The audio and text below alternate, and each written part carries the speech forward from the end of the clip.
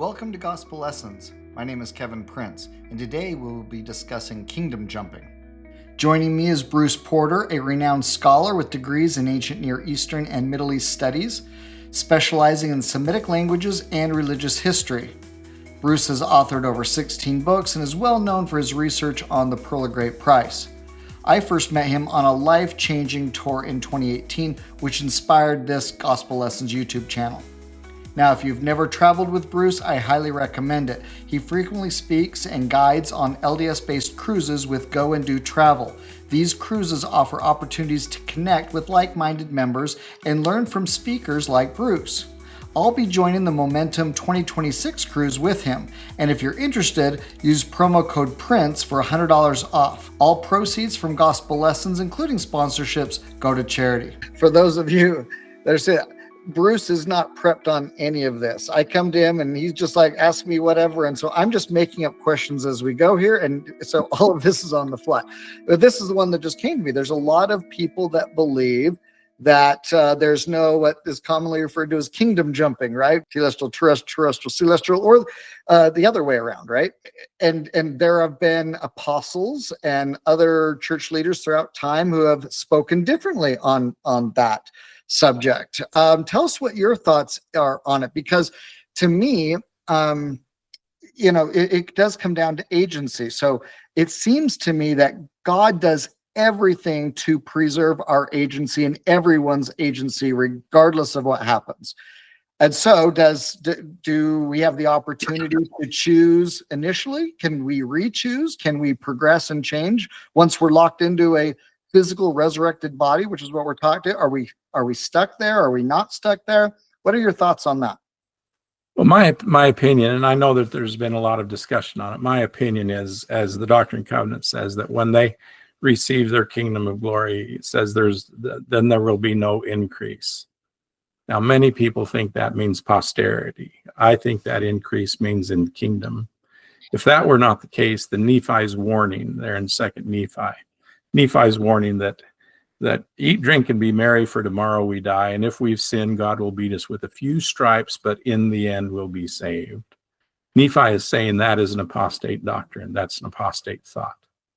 Well, if we progress from kingdom to kingdom, then we are falling into Nephi's statement. He will beat us with a few stripes in the celestial kingdom, but then in the end we'll be saved in the celestial. We'll be in the terrestrial or telestial, but in the end we'll be saved in the celestial. That's coming back to what Nephi is saying is a false statement. We don't, and we're talking more about judgment here. God doesn't place us where he wants us. We place ourselves where we want to be. We will have the character. If we choose a telestial character, we have chosen a telestial character. That's who we want to be. And we will not, and that's why there's space there. We will not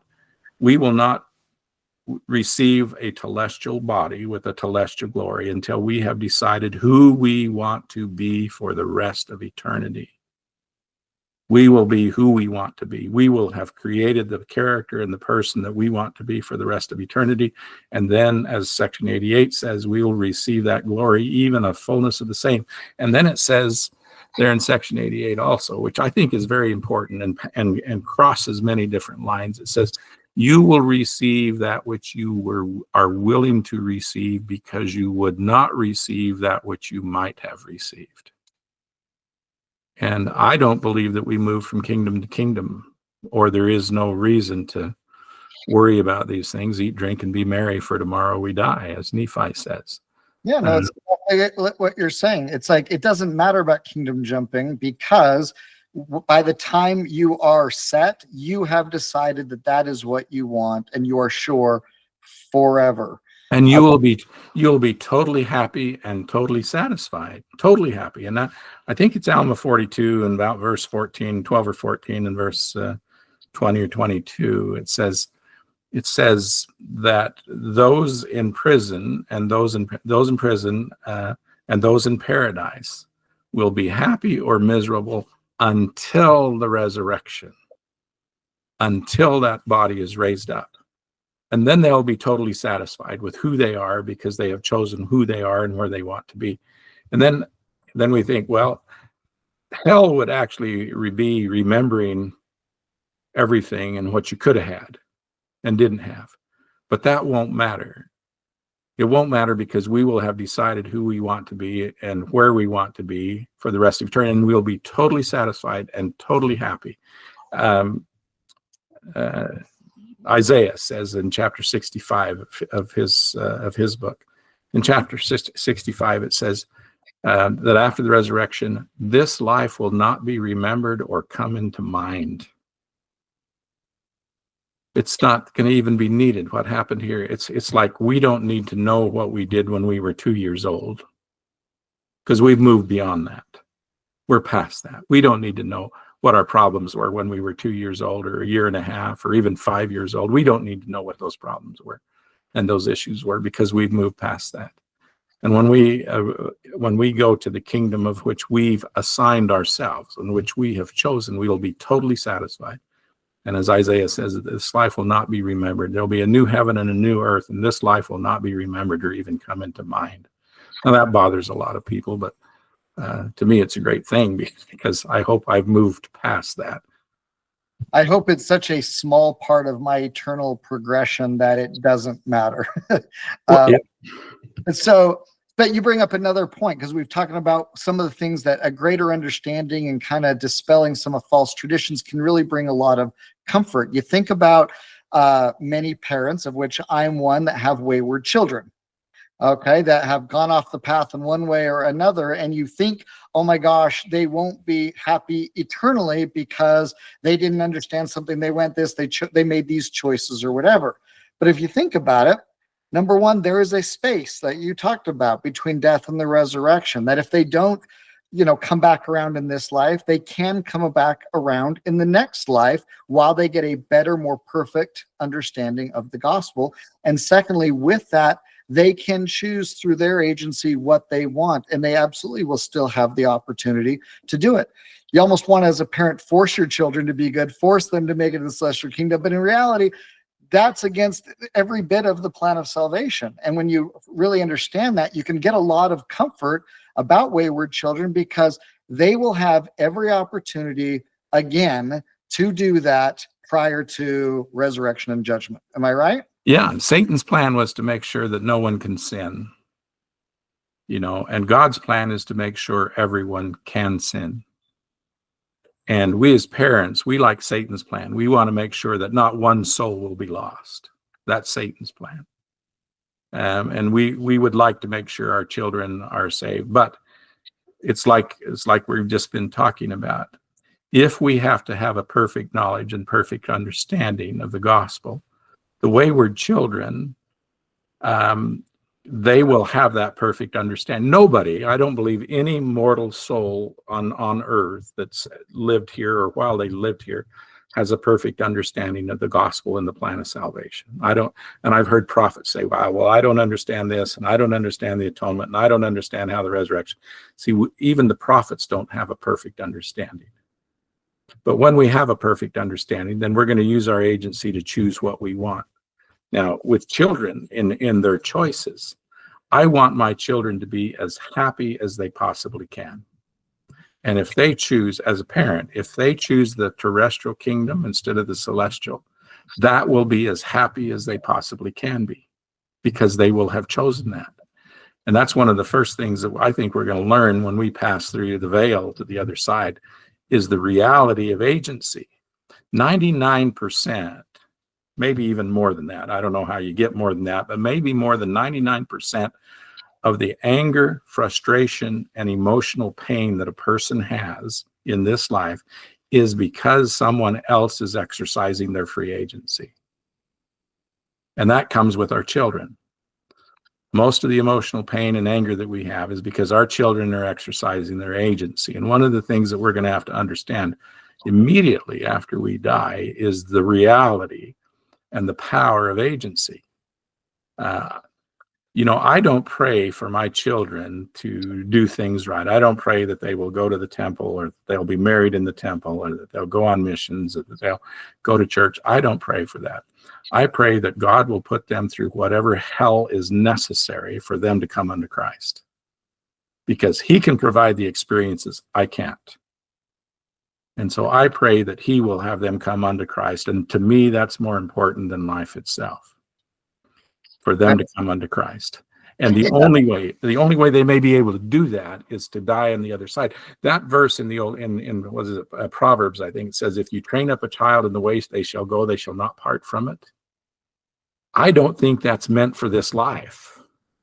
I think that is fulfilled in the spirit world. That's where they'll recognize the truths when they understand the gospel and the plan of salvation perfectly. That's when they will recognize how they've been trained.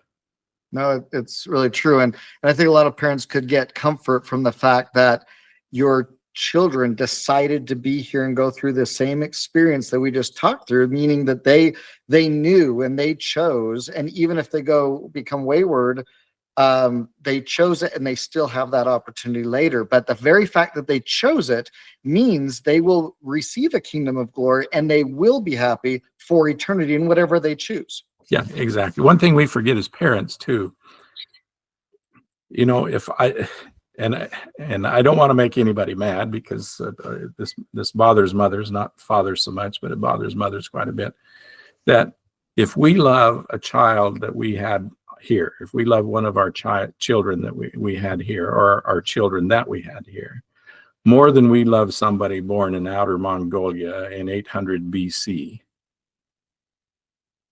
we're not worthy for the celestial kingdom. Because we have to have the same love that Christ has for everyone, the pure love of Christ, which is the same love for everyone. So we won't love the children that we had here more than we love anybody else born any other time and any other place. When you're talking about ignorance of people that you don't even know or have never seen, but let's take it to the next level where you've got to be willing to love your worst enemy, or people who have inflicted pain on you or your children or other family members. I mean, you have to love them the same as everybody else. I mean, the same as your children. Yeah. So I think women have a better sense of how much they can love some way, and they can't imagine being able to love other people. Men probably don't have that same amount of love, let's say, perhaps. But to be able to have that love of Christ for everyone, that I don't know of a single person other than Christ who had attained that in this life. Hence the need for a space after death to continue to understand the gospel, to love all men equally, so that you can receive that. This is just one part of our eternal progression. We make it seem like it's the whole thing. The whole kit and caboodle is right here on earth, and this is just one part of it. Critical part, super important part, but just one part. In fact, I often think of this earth life as those people that do everything right. They're born in the church or become converts. They learn the gospel. They accept their ordinances, do everything they can. That's wonderful. That's great, because this earth life magically has a way of being an accelerator in the eternities for good and for who they can be. If you don't do it, I think there's the regular slower path, but you can accelerate your progression and your becoming like Christ here by following his guidelines and commandments and laws. It gives you that acceleration opportunity. But if you have wayward children and they don't, they will still have that opportunity. Yeah, they will. You don't have to worry about them, because the agency exists. Our life, what's our 70 years? If we live to be, our 70 or 75 years or 80 years, what's that 70 years compared to 70 billion years and counting? It's nothing. I think it was C.S. Lewis that said, if your lifespan was a book, your mortality on earth would only be the title page. Mm-hmm. There's just so much more to continue on. And the spirit world, it's requisite that there be space between death and the resurrection, so we can decide who we want to be for eternity. And not just decide, but become. Yeah, it's the space to become like our Savior, or become whoever we want to be permanently. But the ultimate expression, the ultimate opportunity is to become like our Savior. Yeah, we're choosing our character. Exaltation. Every kingdom of glory is character based, and every character is agency based. We make those choices. God doesn't place us in these kingdoms. We place ourselves there. We go where we want to be, where we're going to be the most comfortable. where we're going to be the most happy. Thanks so much. This has been fantastic. We'll talk to you soon. All right. Thank you. Thanks for joining us today and learning about false traditions. Remember to subscribe so future episodes are easier to find. Thanks for watching.